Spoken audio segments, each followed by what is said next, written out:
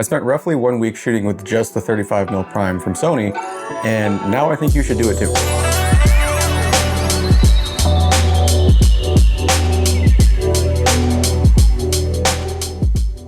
So I actually didn't do this intentionally. I just happened to be on a trip to Maine, only shooting with my 35mm prime for like 2 days.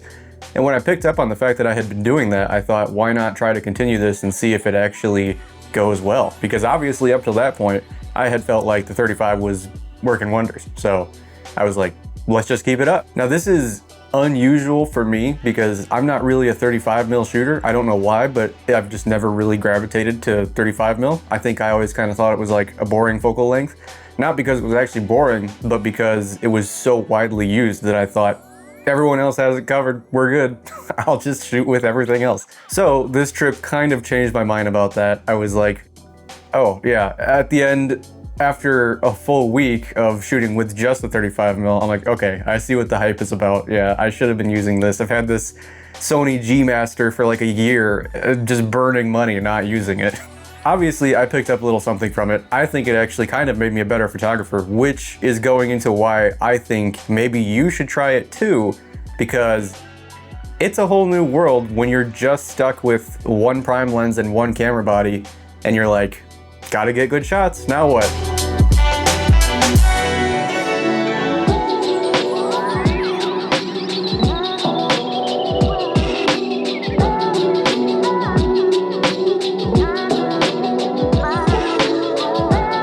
So let's do some pros and cons. First of all, pros, it's lightweight. This is one reason you might really like to shoot with just a single prime lens.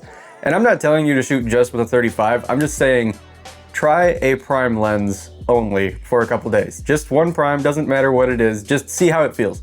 So it's lightweight. If you're going with one body and one lens, you're not carrying as much as you probably normally would. If you're anything like me, usually I'm carrying my full bag with like 7 lenses and a laptop and a whole bunch of stuff that I actually don't almost ever need. I only really ever need like 1/8 of what I have with me. And over the last year or two, I've definitely started to learn my lesson, and I think this trip was kind of the last nail in the coffin. But obviously, if you're carrying one body and one lens, it's gonna be lightweight. It's not gonna be anywhere near as bad as almost any other combination. And being a prime lens, it's gonna be lighter than most zooms as well. So, pretty big upside. I don't think I used to care about really conserving weight that much until I went on like a hike up a mountain and then a hike through some sand dunes, and I had this bag with 7 lenses and 2 camera bodies, and I was like, I'm never doing this again. All right, this is it for me.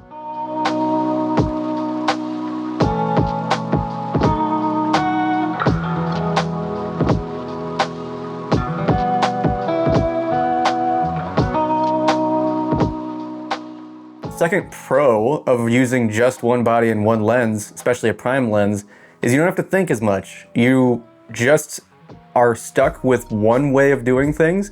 And now there's still some flexibility. Obviously, a 35mm is not a like difficult lens to use. I'm not doing anything special telling you I went out and shot with a 35mm for a full week. Like that's, some people that's just what they do. They just shoot with 35 all the time. But there is a lot of versatility in having a zoom lens, and when you break that down into one focal length and that's all you have, you don't have to think about what you're doing as far as analysis paralysis nearly as much. So for example, if I had the 24-70 with me, I might be thinking, all right, I want to shoot this scene, but I want to hit it with a 24mm, I want to hit it with 35, 50, 70. I might run the gambit on it. With just the 35, I don't have that option, which means I don't have nearly as much to think about doing. All I'm really worried about is how do I get the best shot of this scene with the 35mm? And that's it. I'm not thinking about what other focal lengths should I use right now. Should I try 50? Should I try 24? I'm gonna end up with a dozen photos at each focal length from 24 to 70, whereas with 35, I'm probably gonna shoot like 5 photos. And then I'm gonna be like, yep, one of those was for sure good. I'm good, let's go.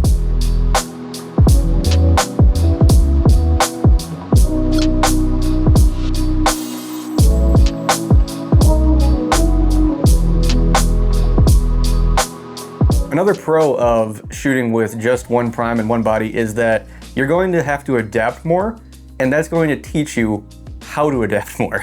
It's like trial by fire. So you're gonna be out on a beach and you're gonna be thinking, I really wanna get this shot and I'm not really sure how to do it. Well, how to do it is to walk to it. Now, if you have I'm shooting with an A7R5. If you have a super high megapixel camera, then obviously you can crop in and do all that, and it saves a lot of effort. You could just kind of do that all the time if you wanted to, but there are compositions you can't just crop into. You're gonna have to move every once in a while. And that adaptability that you develop by only having one lens and having that restriction of it being a prime is really valuable. You'll start to learn really quickly where I need to stand or what I need to do to get the best shot that I can with this lens. And I think it makes you more intentional about how you're shooting, and it makes you think harder about what you're shooting, which is always a good thing because usually I don't think hardly at all. I just show up and start taking pictures, and then I get home and I'm like, oh yeah, like 5 of those out of 1,000 were pretty good. That's great. So it kind of forces you to actually get a better feel for whatever scene you're trying to shoot. And it also makes it so that over time you develop the ability to spend less time on a shot, which really comes from the understanding of what angle do I need to get at and where is it. So if you walk up to a scene, you're gonna have a better grasp after doing this for a while, shooting with one prime. You'll have a better grasp of where do I stand and what am I looking for? Because you've done it a lot. I mean, if you shoot with just one prime for like 20 hours, let's say, of actual walking around and shooting, you get a much better feel of, okay, here's where I need to stand if I wanna get this shot with this lens. And here's what I need to do if I wanna, get this subject in focus, whatever you're trying to do. So over time, the more you do this, the more you get a better grasp for, regardless of what focal length you're using, positioning and how to work a scene and how to understand exactly where I need to be and what I need to do to nail the shot. Cons. There are cons. Some things do actually suck about only using one prime lens on one camera body. First con is less versatility. Obviously, if you have one prime lens, you are locked into one focal length. The best you can really do technically is crop in or shoot in crop mode, but otherwise you just have to move around. I mean, you have to change where you are and, zoom with your feet, as they say. So this might be a reason that you might not want to do this, although I still think you should do it for a couple days. This is definitely a huge downside because zoom with your feet works unless you're in an area that's just unsafe to move through or it's impossible for you to get where you need to go. Or maybe the shot of a lifetime is driving by and you'd hit it with 70 and you only have a 35 and the Lamborghini is in the distance. It's over, the shot is gone. Obviously we run that chance all the time that there's gonna be a dream shot you're gonna miss based off whatever lens you're running at any given time. But it is a higher risk if you're just shooting with one prime lens that you're going to see something else you wish you could have shot and you're not gonna be able to do it, or it's gonna be so hard that you're really, really close to missing the shot or you do miss the shot.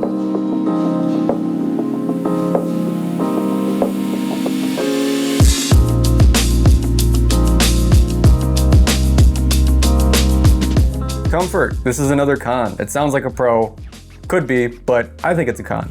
And I mean comfort in the aspect of you get used to one lens and you just neglect every other focal length. I do this a lot. I have the 50mm G Master from Sony 1.4 and I have the 70-200 Mark II G Master.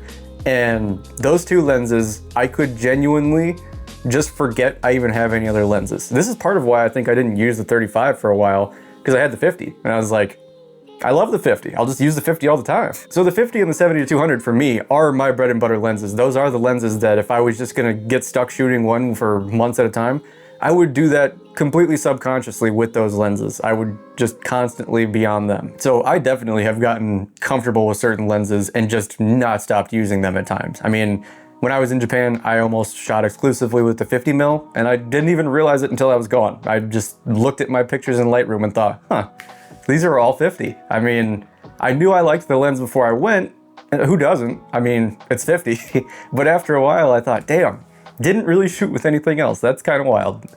There were a few shots with some other lenses, but the 50 pretty much reigned supreme on that trip. So, comfort, obviously, you could get stagnant. You could just use one lens all the time, forget you have any other lenses, and that's not necessarily a good thing, especially if you like to actually get value out of the lenses that you buy, because you might end up like me and forget you have the 35mm G Master for 2 years and then realize, didn't spend any money on that.